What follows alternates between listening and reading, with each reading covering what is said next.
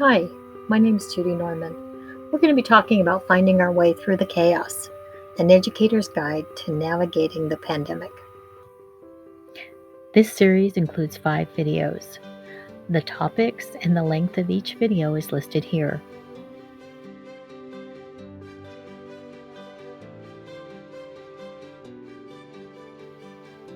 In this video, we're going to talk about what's happening in our brains, how this affects our behavior, and what we can do about it. To understand the brain, let's look inside. We're going to be focusing on the limbic region, more specifically the amygdala. The amygdala is the part of the brain that is always scanning for threat. It is primarily looking for 4 different kinds of threat: physical threat, perceptions of the unknown, incongruence, and shoulds and unmet expectations. We are going to look at each one of those individually. A physical threat is anything that we think could harm our bodies. Think about all the different ways that we're worried about taking care of our bodies these days. Perceptions of the unknown means that when we don't know what to expect, our thinking tends to go to worst case scenario. Think of all the different things that we're not sure about right now. And think of the stories that we're telling ourselves because we really just don't know what's going to happen. Not knowing is perceived as a threat.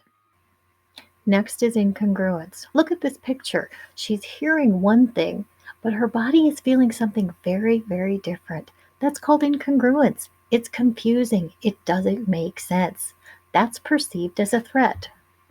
With all the mixed messages we're getting on a daily basis, we are surrounded by incongruence. The next one is shoulds and unmet expectations. Are you shoulding yourself right now? Let's see, does any of this sound familiar? I should be a master of all this new technology. I should always be very prepared for my students. I should be patient and be an excellent homeschool teacher.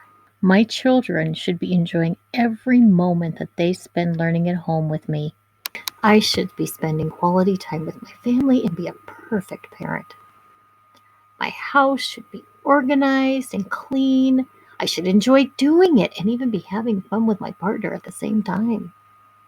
I really should feel so lucky. I have it better than most people. Any of this sound familiar? What are we doing to ourselves when we are walking around with these shoulds? We are carrying a huge burden on our backs. And we're telling ourselves we're not okay the way we are, and that's perceived as a threat. Now that we understand what those 4 threats are, let's look at what happens when our amygdala perceives a threat. We leave our window of tolerance and we either go into a state of hyperarousal or hypoarousal. We'll go into hyperarousal if we feel like we can do something about that threat. We will either fight, or we'll flight, or we'll freeze. Freeze means we're hypervigilant. We're ready to pounce. We're just waiting for the next thing to happen.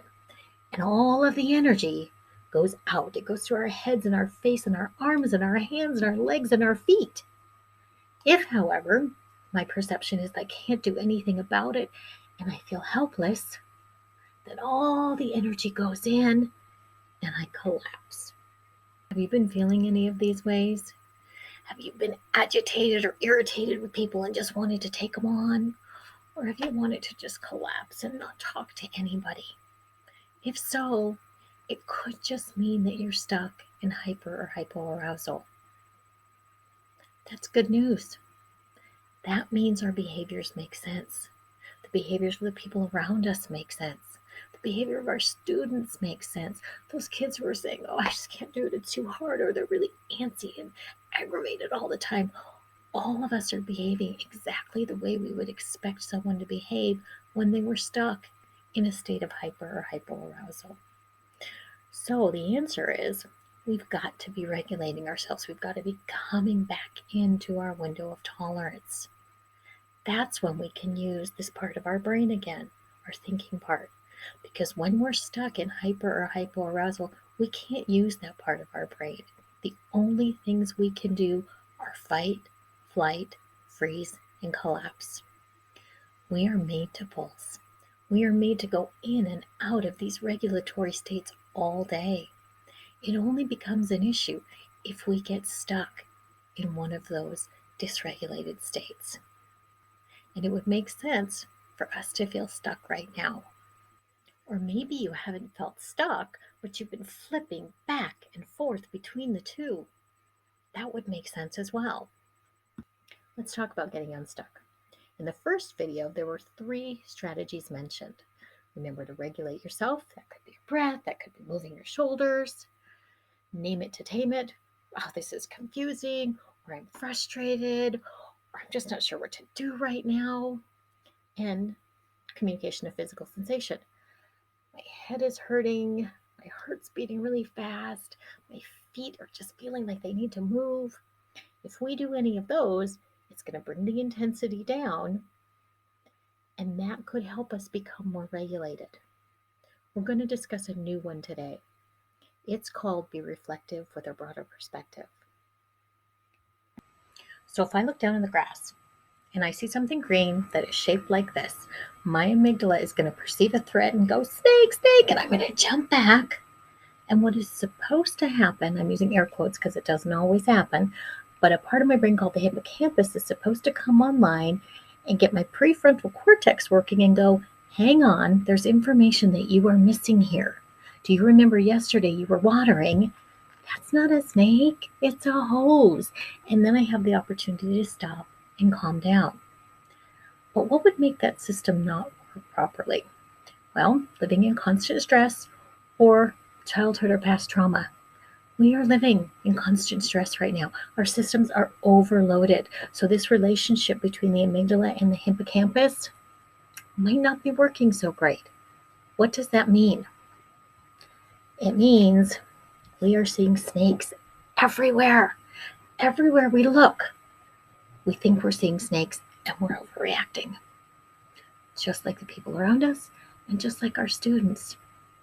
Once I've done one of those 3 strategies to help the intensity come down, I can then look around, have a broader perspective, take information in that I didn't get the first time, like the fact that the hose wasn't moving, and I can help regulate myself even more. Try it out. See what you think.